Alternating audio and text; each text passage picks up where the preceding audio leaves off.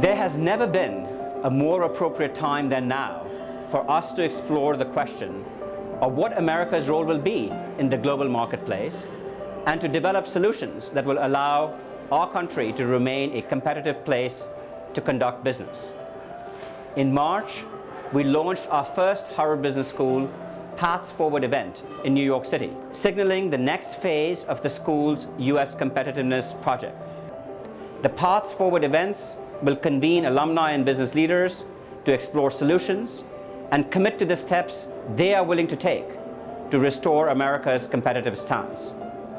Our inaugural event in New York brought together more than 600 leaders from business, government, and academia to identify actionable solutions that address America's deepening competitiveness problem. This is more than just a sharp economic downturn. Globalization has had enormous positive effects on the world economy. But there are also some troubling challenges that brings with it. The connections between companies and the communities in which they operate start to fade, and with them, the public goods in which firms had steadily invested. We hear over and over again, well, we're not a U.S. company anymore. We're a global company. We don't have to worry about the U.S. and our communities anymore. That's not our job. Well, what we've come to understand is, yes, it is your job.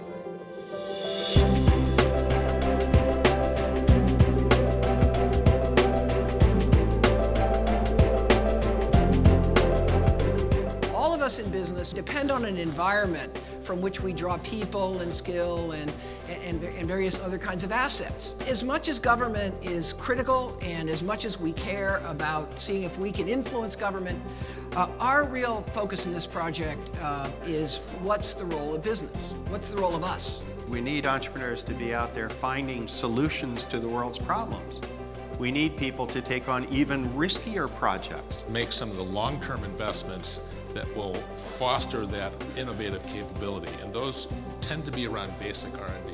Making sure median wages and the productivity of American workers rise. You have to have real depth of technology talent. It's critically important that you form a much closer link between the skills that are required in business and the kinds of things that are taught in schools. We know the high school diploma is not enough. The idea of a 6-year program, students finish with a high school diploma and an associate's degree in computer science. Bringing in teachers into the fold and say, what are the gaps?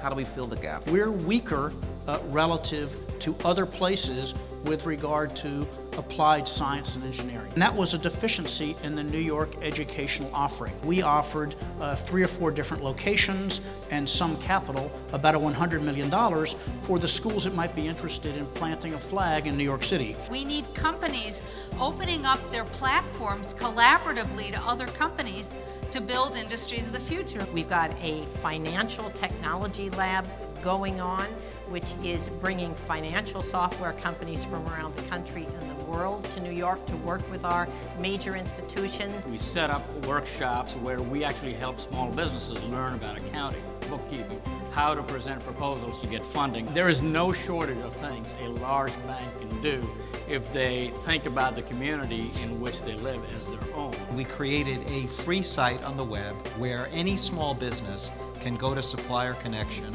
qualify once, you become a supplier to IBM, the City, AMD, Office Depot. You can develop jobs, you can make the U.S. more competitive. It doesn't require any action on the part of government. It's something that benefits business. This kind of leadership beats tops-down, legally mandated action. And this is a competitive project commitment form.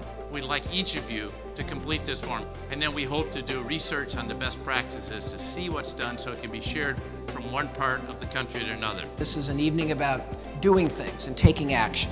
We must work collectively and commit to taking steps that will restore optimism and confidence in the U.S. economy. We look forward to seeking your commitments as we continue to advance the objectives of the U.S. Competitiveness Project.